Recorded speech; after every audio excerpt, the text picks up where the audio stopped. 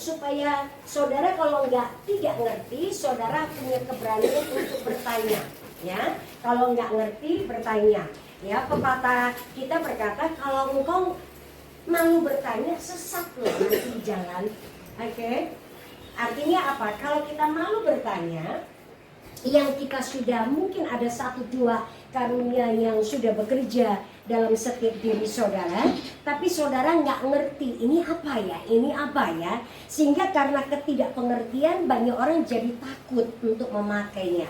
Ujungnya karunia itu tidak berkembang. Karena apa? Karena tidak tereksplor, karena tidak terdevelop dengan baik. Karena apa? Karena tidak pengertian, karena kurang pengetahuan dan lain sebagainya. Ujungnya banyak orang-orang Kristen sama seperti perumpamaan Tuhan Yesus berkata begini. Ada perumpamaan, ada seorang raja mau pergi keluar kota. Dan dia panggil semua hamba-hambanya, dan setiap hamba-hambanya diberikan talenta demi talenta.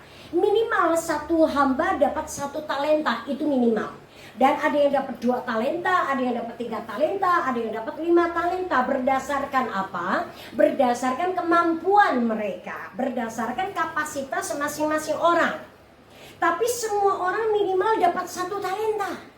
Nah, singkat cerita, ada 1 orang yang dapat 1 talenta. Karena ketidakpengertian orang ini, 1 talenta itu ditanam di dalam tanah dan ditutupin dan dikubur. Nah, delala, ngerti ya delala ya? Ya, delala tiba-tiba sekonyong-konyong, ini tuan raja itu tiba-tiba datang dan balik dan memberikan sebuah perhitungan dengan hamba-hambanya. Dan ternyata setiap orang yang sudah mendapat talenta itu dilakukan perhitungan. Mana talenta yang aku percayakan kepadamu dan sudah kamu apakan dan berkembang sejauh apa? Masing-masing orang yang dapat 1 talenta, orang yang dapat 2 talenta. Ini Tuan, 2 talenta yang Tuan percayakan ke saya sekarang berhasil berkembang menjadi 4 talenta. Demikian selanjutnya yang 3 menjadi 6, yang 5 jadi 10. Nah, Tuhan ini bahagia bahwa hamba-hambanya menghasilkan sesuatu yang dipercayakan. Tapi ada 1 hamba yang dapat cuma 1 talenta. Oke, singkat cerita, 1 hamba yang punya 1 talenta ini berkata, Tuhan, aku ini tahu engkau ini Tuhan yang kejam. Hamba yang punya 1 talenta ini berkata, engkau ini menuai di tempat di mana engkau nggak nabur. Dan singkat cerita, tuan ini, sang raja ini marah dan ngamuk. Dan tiba-tiba sang raja bertanya, mana talenta yang aku percayakan ke kamu? Si hamba ini berkata, ini Tuhan, ini 1 talenta yang engkau berikan ke saya. Tuhan itu bertanya, kenapa tidak kamu kembangkan? Kenapa tidak kamu pakai? Kenapa engkau tidak bla bla bla bla bla bla? Dan hamba ini berkata, aku nggak tahu bagaimana cara pakainya ini talenta. Saudara tahu? Si tuan, si raja ini berkata, kalau kamu tidak tahu bagaimana menghasilkan dan membuat ini talenta berkembang, minimal engkau kasih ke orang yang menggandakan uang. Betul ya? Baca itu ada di Alkitab. Jangan tanya, Bu, di kitab mana? Ketahuan nggak baca Alkitab. Oke? Dan singkat cerita, Tuhan berkata, harusnya kalau kamu nggak bisa kerja, kamu tidak bisa menghasilkan 1 talenta, kamu kasih ke pengganda uang, orang yang menjalankan uang, supaya pada waktu aku balik lagi, aku menerima hasilnya. Itu artinya apa sih? Artinya di setiap hidup kita, orang-orang yang percaya kepada Kristus, kepada Tuhan, Tuhan sudah percayakan talenta demi talenta demi talenta. Nah, persoalannya terkubur di dalam hidup kita yang lama, dengan gaya hidup kita yang lama, yang penuh dengan dosa dan lain sebagainya. Sekian belasan tahun, tiba-tiba akhirnya kita ditemui oleh Tuhan, dan tiba-tiba kita bertobat. Dan pada waktu kita bertobat, kita pun masih belum bisa melihat talenta apa yang Tuhan taruh di dalam kita. Betul? Halo? Tiba-tiba muncul ada 1-2 orang yang berkata, dulu aku pernah les piano sekian tahun,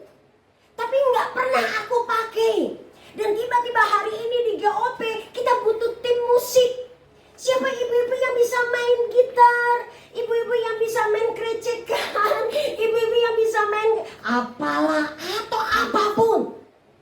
Kemudian tiba-tiba mungkin, ini ceritanya saya aja, tiba-tiba ada di paling belakang kemudian unjuk, Bu sebetulnya saya 5 tahun yang lalu pernah les piano loh, tapi nggak pernah nyoba karena saya nggak pernah nyoba, nggak pernah latihan, saya nggak pernah pakai karena takut nanti nggak bagus. Nggak apa-apa Bu, mari kita maksimalkan semua talenta yang kita ada. Tapi kalau nggak bagus nggak apa-apa ya Bu, nggak apa-apa.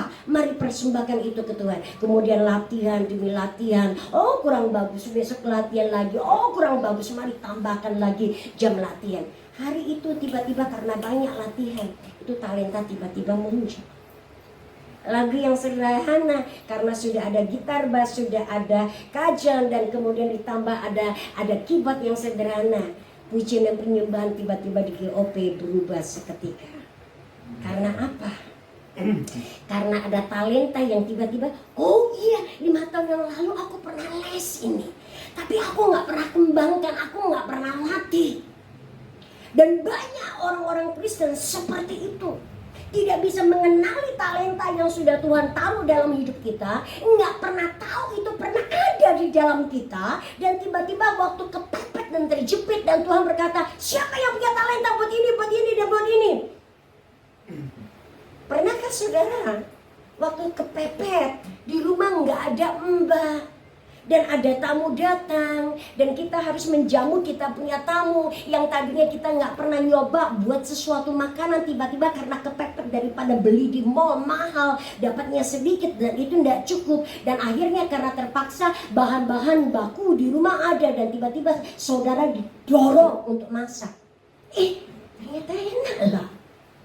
Dan tiba-tiba tamu kita berkata, kamu pintar masak loh. Oh enggak, aku baru kali ini masak bla bla bla dengan malu-malu. Pernah ngalami? Tiba-tiba kita baru sadar, ternyata kita bisa masak ya. Karena apa? Karena kepepet. Betul ya? Dan banyak orang Kristen terjebak karena tidak bisa melihat talenta yang Tuhan taruh di dalamnya. Dan banyak orang Kristen tidak pernah berani melangkah untuk mencoba, memaksimalkan dan mendevelop, mengembangkan talenta itu yang Tuhan sudah taruh. Saya sungguh sangat percaya di hari-hari terakhir ini, di penghujung hari-hari akhir zaman ini, Tuhan mau pakai setiap kita. Bahkan kitab Yoel dan Mika sudah menubuatkan hari-hari terakhir, bahkan anak-anak kecil, bahkan anak-anak yang umur 3 tahun, saya sudah melihat di depan mata saya bagaimana mereka menyembah dalam roh, sangat indah dan sangat kuat. Saudara pernah lihat anak umur 2 tahun nggak nyampe 3 tahun? Waktu kita lagi pujian penyembahan di dalam ibadah hari Minggu biasa, orang tua yang biasa cuma hanya goyang kiri, goyang kanan kayak pulau kelapa, kayak yang ditiup angin, begitu kiri dan kanan saja. Kita hanya berkata, Tuhan Yesus baik. Anak yang umur 3 tahun tiba-tiba angkat tangannya dan dia menangis dengan bahasa yang terbata-bata yang gak lancar. You are good, Lord. Cuma angkat tangan. Saudara tahu, waktu altar call, hamba Tuhan ini mendoakan setiap jemaat yang paling maju di depan adalah umur anak 3 tahun. Dan yang waktu pertama kali dilanda adalah anak umur 3 tahun. Boom, mantap. Orang tua berdiri tegak kokoh bagaikan gunung yang tak tergoncangkan. Siapa yang pertama kali di jemaah? Anak-anak. Saya percaya nubuatan-nubuatan para nabi-nabi ratusan tahun yang lalu, hari-hari ini kita lihat penggenapannya. Tapi persoalannya orang tua, engkau jangan sampai ketinggalan dengan anak-anakmu. Hari-hari ini Tuhan butuh bangkitkan anak-anak remaja, balita sampai yang manula. Oke? Nah ini yang saya mau sharekan sedikit, mungkin waktu saya tidak panjang, untuk mencoba mengenali karunia-karunia Roh Kudus yang bekerja di dalam kita. Nanti setelah itu saya akan memberikan tugas buat setiap saudara yang ada di GOP untuk belajar pelan-pelan mengenali karunia dan talenta apa yang sudah Tuhan taruh dalam hidup saudara. Nanti akan dibimbing oleh Bapak Gembala bagaimana memaksimalkan karunia demi karunia. Saudara, kita tidak hanya sekedar melayani di ibadah minggu sebagai pemusik yang cuma hanya ibadah tata liturgi, itu habis itu pemberkatan, doa berkat, kemudian persembahan, selesai pulang. Enggak begitu. Saya nggak tahu seberapa jauh kerinduan setiap kita jemaat dan umat saudara yang ada di GOP melihat setiap ibadah hari Minggu ada manifestasi kehadiran Tuhan di tengah-tengah setiap kita. Saya tidak tahu bagaimana kerinduan saudara setiap kali pujian penyembahan dinaikkan, bukan cuma hanya sekedar lagu, sekedar musik, tapi ada manifestasi roh Tuhan di tengah-tengah kita. Saya tidak tahu bagaimana kerinduan saudara, bahkan orang yang sakit nggak perlu ditumpangkan tangan. Pada waktu pujian penyembahan masuk dan menyentuh tata surga, orang yang sakit kanker stadium 4 harus sembuh. Saya nggak tahu sampai sejauh mana saudara punya sebuah kerinduan melihat setiap ibadah, setiap kali kita berkumpul di rumah yang sesak ini, dan biarkan buka setiap minggu, biar sampai rumah ini penuh sama seperti Yesus yang sedang berkhotbah di rumah Petrus, sampai orang harus menjebolkan genteng karena untuk menurunkan orang yang lumpuh supaya persis turun dan di depan hadapan Yesus supaya orang yang lumpuh itu sembuh. Saya berdoa di sini kejadian itu dimulai. Amin. Tapi itu harus dimulai dari kerinduan setiap kita.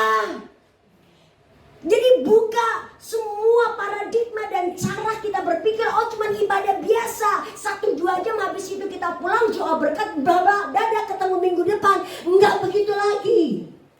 Karena ini hari-hari terakhir, hari-hari di mana Roh Kudus mau melawat dan menjamah setiap umatnya.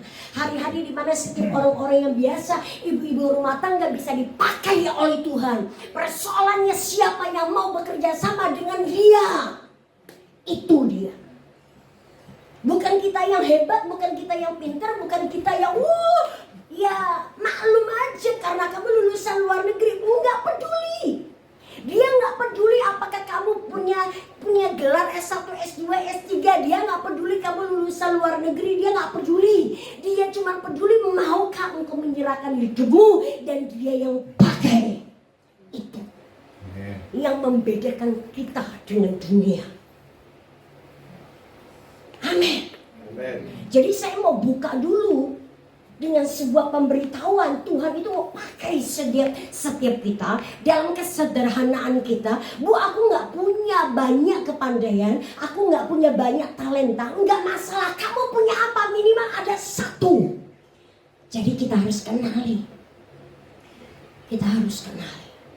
Waktu kita mengenali talenta dan karunia yang Tuhan taruh dalam hidup kita, kita harus asah.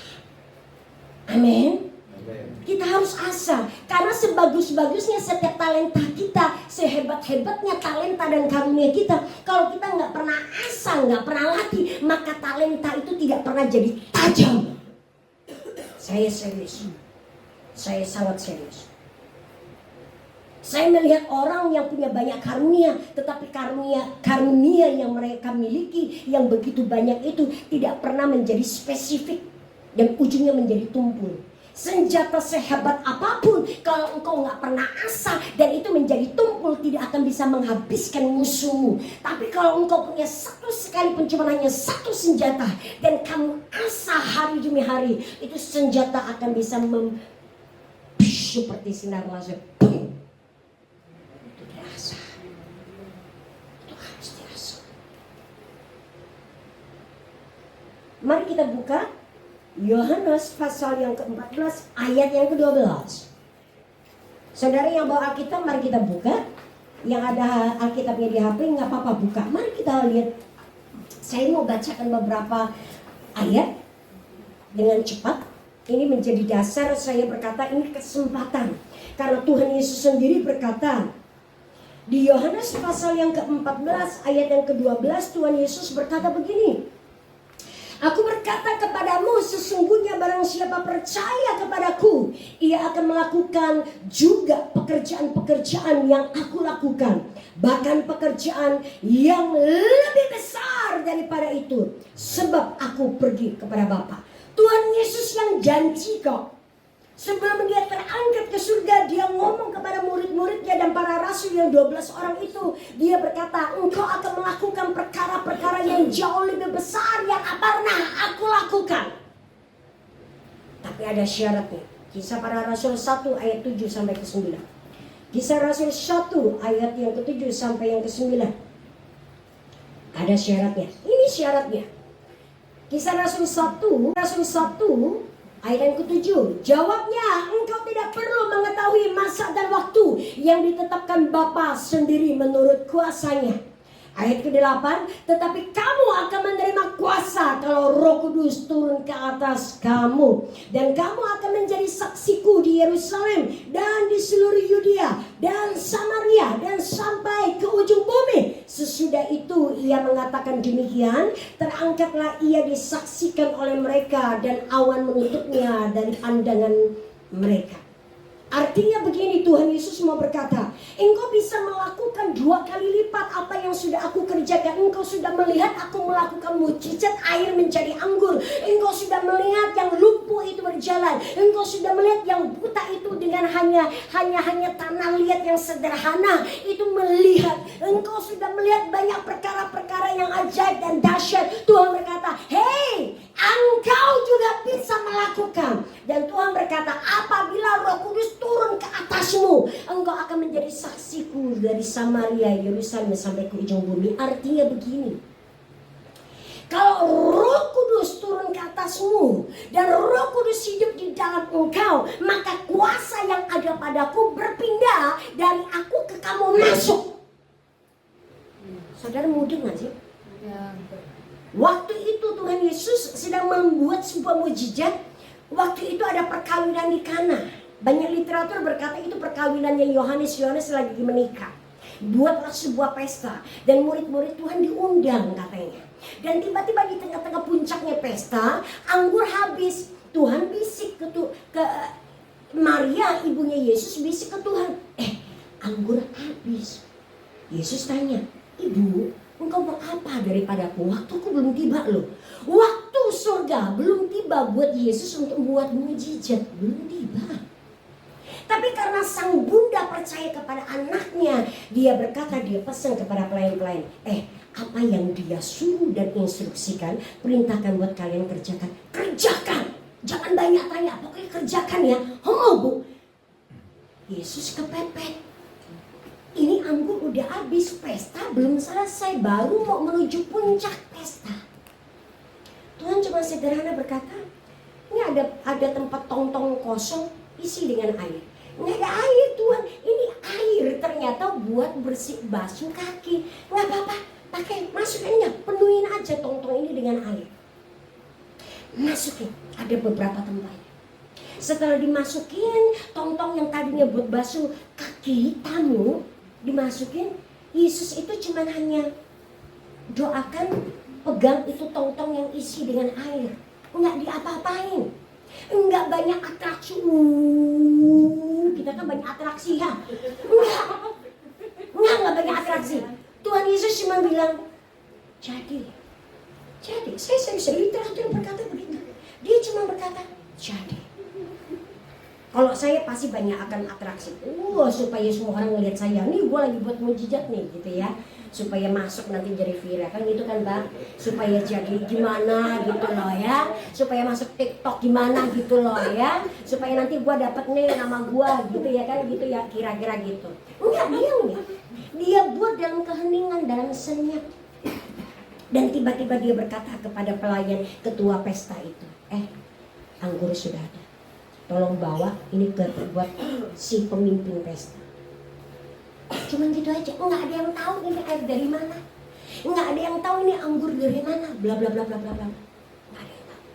Dan Tuhan berkata, kuasa yang aku pakai buat mujizat itu, waktu nanti aku terangkat ke surga, itu akan turun dalam ke atas kalian. Dan Tuhan berkata, kuasa yang sama kalian harus pakai, kalian bisa melakukan jauh lebih besar dan lebih banyak dari yang aku pakai. Saya pun berdoa hal yang sama. Tuhan, aku gak mau jadi nabi yang biasa-biasa. Aku tidak ingin menjadi nabi yang hanya bernubuat yang kecil-kecil, yang cetek-cetek, yang receh-receh. Aku mau double dari apa yang Elisa lakukan. Aku mau berkata, kuasa yang engkau janjikan ada di dalam aku dan hidup di dalam aku. Kirim dan utus aku ke Uganda bernubuat kepada presidennya. Kirim aku kepada Joe Biden biar aku lepaskan nubuatan dan membuat hatinya berbalik. Jangan yang receh-receh Tuhan. Aku mau yang luar biasa. Karena kuasa yang luar biasa, powernya Tuhan itu ada di dalam kita. Firman ngomong begitu. Tuhan berkata, kamu bisa menjadi saksiku dari Samaria, Yerusalem sampai ke ujung bumi. Kalau tidak ada kuasa memperlengkapi kita, apapun kesaksian kita, orang tidak akan menarik, bro. Nggak ada yang menarik orang. Saya serius. Saudara tahu bagaimana memberitakan Injil dengan efektif dan maksimal? Punya karunia dan demonstrasi karunia. Kalau engkau punya karunia kesembuhan, demonstrasi karunia kesembuhan. Jangan biarkan dukun dayak itu yang demonstrasi dengan memakai kuasa gelap. Tapi mari demonstrasikan kuasa kesembuhan yang Tuhan sudah taruh dalam hidupmu dan berdoa dengan iman sembuh. Maka orang yang disembuhkan akan berbondong-bondong datang mengikut nama Kristus. Kuasa yang Tuhan kasih ke kita bukan cuma sekedar karunia untuk mendemonstrasikan banyak hal, tetapi karena kuasa yang Tuhan kasihkan kepada kita dengan kuasa yang supranatural, tujuannya satu, untuk memberitakan Injil dan menjadi saksi Kristus. Hanya dengan kuasa inilah kita akan bisa membawa orang datang menyembah ke Tuhan. Amin. Saudara, kalau nggak ada kuasa itu, saudara ngomong sampai berbusa-busa, orang tidak akan tertarik mendengar engkau. Betul, sangat betul. Khotbah KKR mau hebat kayak apapun, kalau tidak ada demonstrasi kuasa Roh Kudus, orang nggak akan datang. Percaya. Harus ada demonstrasi kuasa Roh Kudus, itulah yang diperlihatkan bahwa Tuhan kita itu hidup. Waktu kita mendoakan orang sakit, kamu sembuh. Kamu sakit apa? Flu kemarin, anget-anget, hari ini sembuh. Bukan cuma yang begitu. Percaya nggak? Kalau saya buat sebuah KKR kesembuhan ilahi, saya nggak mau. Kamu sembuh dari apa? Kemarin ada kutil banyak, sekarang hilang kutilnya. Waduh, saya tersinggung. Saya serius. Saya mengharapkan orang berkata, saya itu kanker payudara, Bu. Udah stadium 4, udah hilang sebelah, tiba-tiba tumbuh. Itu buat orang ibu-ibu rumah tangga yang seberang sana pun akan datang. Percaya nggak? Waktu demonstrasi kuasa Tuhan dinyatakan, itu akan menarik orang datang. Saya serius. Itu akan membuat dan menjadikan penginjilan kita sangat efektif. Itu yang harus kita doakan. Itu yang harus kita inginkan. Penginjilan di akhir zaman enggak lagi berkata, udah percaya Yesus belum? Satu-satu. Iya sih, dari bulir demi bulir diambil. Tapi penginjilan di akhir zaman, demonstrasi kuasa Roh Kudus. Satu demonstrasi akan menarik jutaan orang bertobat. Saya serius. Ini yang harus kita inginkan, ini yang harus kita doakan. Kalau tanpa itu, baik itu pelayan mimbar, pemain musik dan pelayan penyembahan, engkau juga harus sungguh-sungguh mendedikasikan hidupmu taruh di atas mimbar. Enggak sekedar hanya show off, enggak sekedar karena kamu memang pinter master main gitar bass atau apapun, atau keyboard atau piano atau apapun, tapi engkau harus taruh hidupmu dan diperlengkapi kuasa dari Maha Tinggi oleh Roh Kudus. Maka setiap permainan musik dan penyembahan yang keluar dari mulutmu akan menjamah setiap orang seperti gelombang yang tiba-tiba. Saya menginginkan itu. Saya nggak tahu seberapa engkau menginginkan itu. Saya sangat serius. Saya sedang kejar itu kemuliaan. Yang paling gampang, yang paling enak adalah pujian penyembahan. Kita sendiri membawa pujian penyembahan, kita akan naik ke tata kasih karunia Bapa. Tapi pujian penyembahan yang menyentuh hati Bapa akan menjamah banyak orang. Nggak perlu ditumpangin tangan, nggak perlu dinubuatin satu-satu. Mereka akan ketemu dengan Tuhan sendiri. Akan membuat pelayanan kita sangat efektif. dan maksimal. Satu lagi yang saya lagi minta, ini off the record ya. Saya lagi minta karunia untuk menggandakan dompet yang tadinya kosong tiba-tiba penuh dengan uang. Saya sangat serius, saya nggak tahu dengan saudara. Saya mau ngomong fair-fairan, saya mau ngomong belak-belakan. Tuhan, bukankah Engkau berkata ada pemindahan kekayaan orang-orang fasik di akhir zaman ini masuk dan memenuhi bait Tuhan? Saya bilang caranya piye?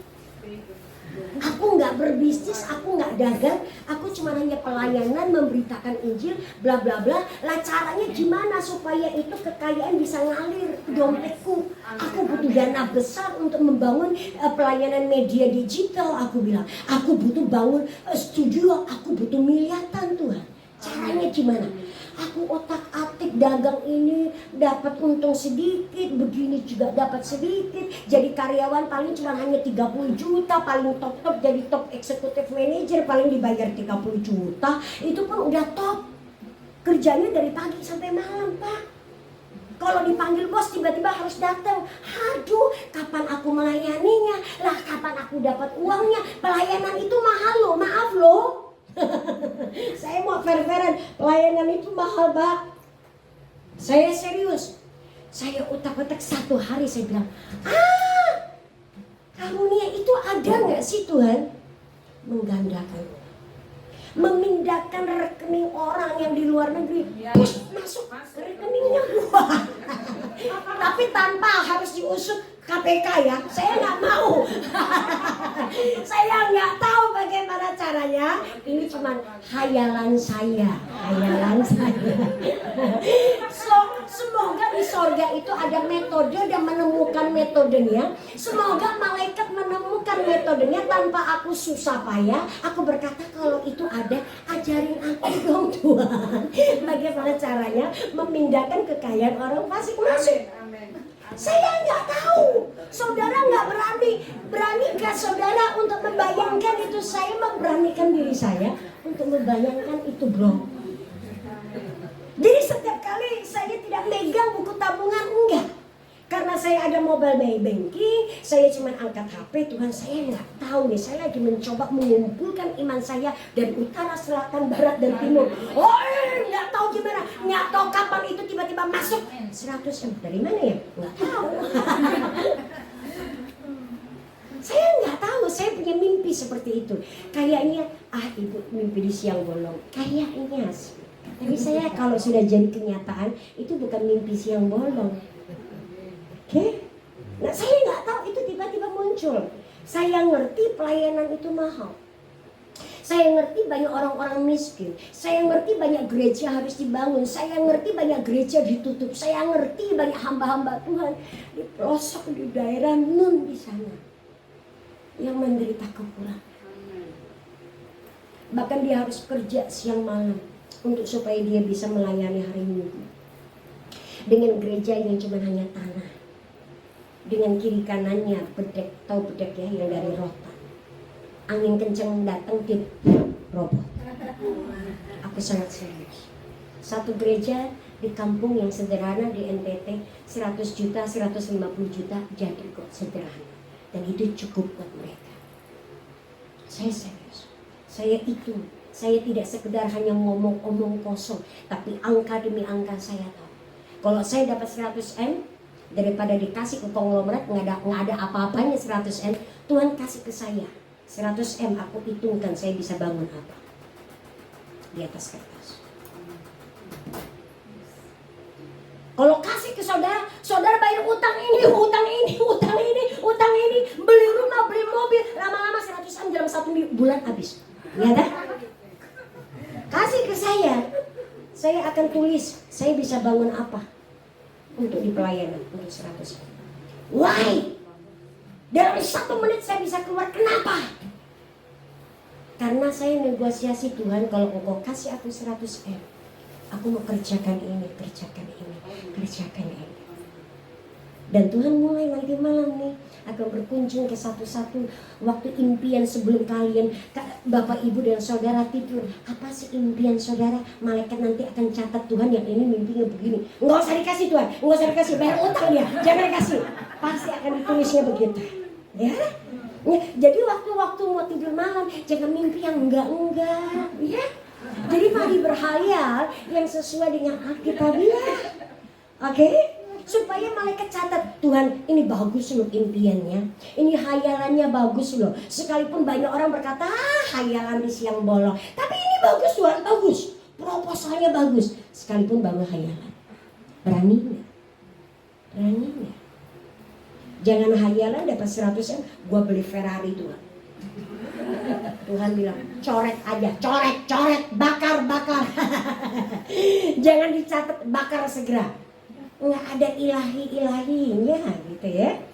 Sekalipun kita punya alasan, kalau aku punya Ferrari aku bisa begini, tapi nggak ada ilahinya, nggak usah pindahkan ke itu aja. So mulai hari ini, mulai kita belajar untuk membayangkan yang ilahi. Tapi Tuhan nggak bisa kita tipu loh. Kita pura-pura ya bikin bangun gereja, nanti habis uangnya datang kita kabur. Nggak bisa, Tuhan nggak bisa dibohong. Tuhan tahu hati, Tuhan tahu pikiran.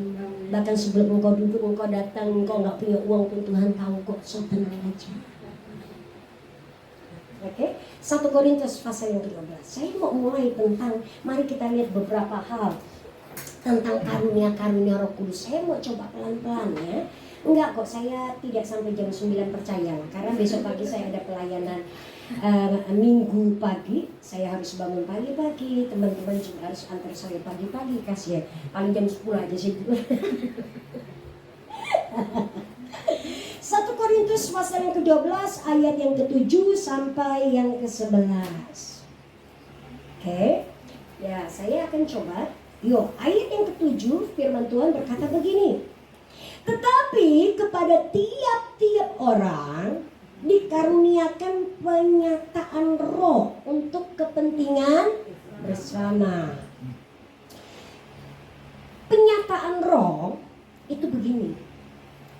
Bapak Ibu kalau berkumpul berdoa habis pujian penyembahan, ada jam doa, habis pujian penyembahan, tiba-tiba ada satu orang di pojok, tiba-tiba berbahasa roh, dan tiba-tiba ada pengurapan yang dia rasakan di dalam rohnya, tiba-tiba membakar, dan tiba-tiba dia menyampaikan pesan Tuhan. Inilah firman Tuhan berkata, setia dan tetap setia dan tetap setia. Aku hanya memberkati mereka yang setia dan setia dan setia. Ini yang disebut dengan penyataan Roh Kudus. Dan itu ada di setiap kita.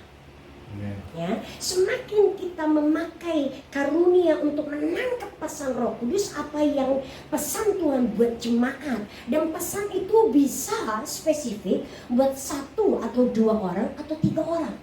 Bisa juga pesan atau pernyataan Roh Kudus itu buat secara global atau secara massal atau secara korporat. Misalnya kita yang ada di GOP, bisa juga itu pesan buat persekutuan GOP di sini. Paham ya?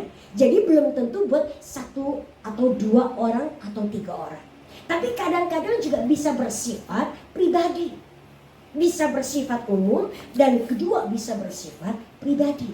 Tergantung orang yang merasa, oh itu pesan persis buat aku, karena kondisinya aku seperti itu. Itu bisa. Nah, itu pernyataan roh.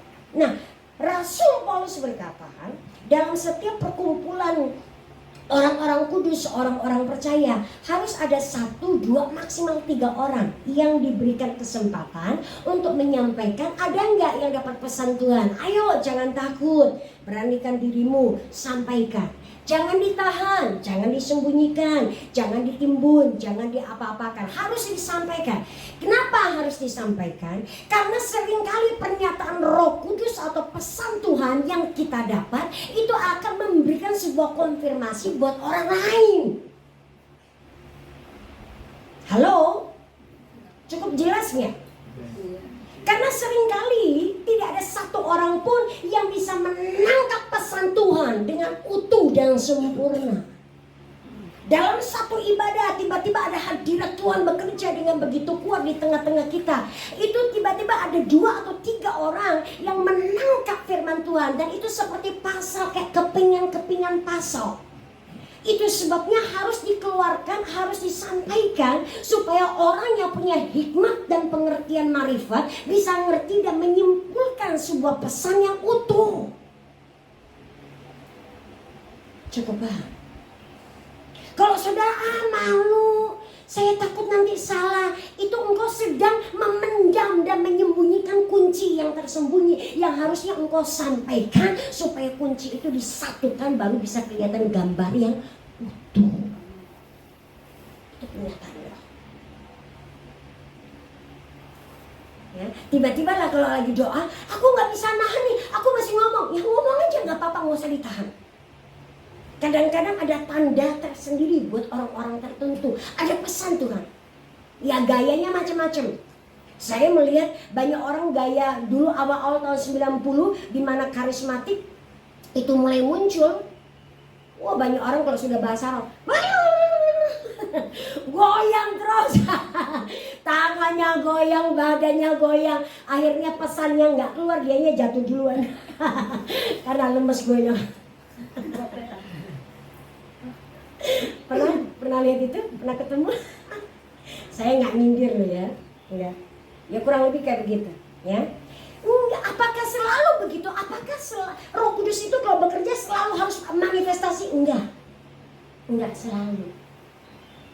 Ingat ya, Rasul Paulus banyak ngajar.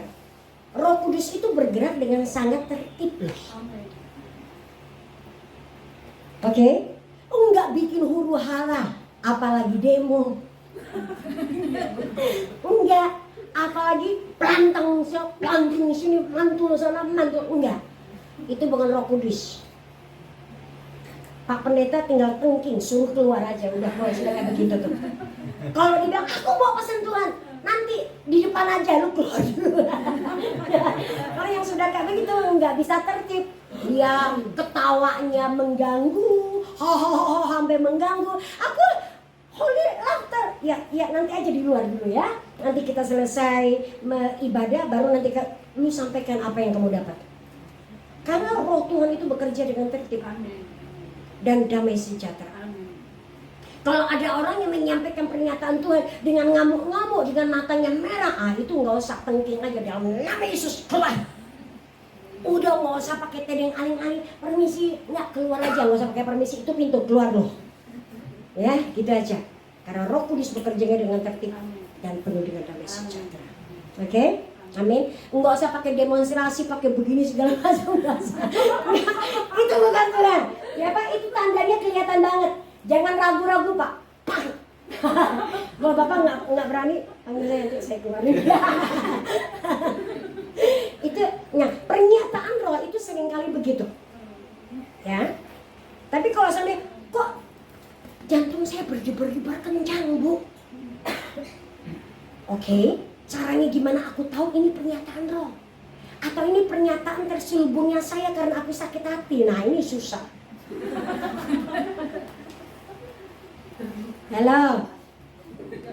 Halo, bisa membedakan mana ini pernyataan Roh, mana ini pernyataan dari hati egoku yang teriritasi, tersinggung dan mengeluarkan sebuah pesan seolah-olah itu pesan Tuhan. Bisa nggak? Oh bisa.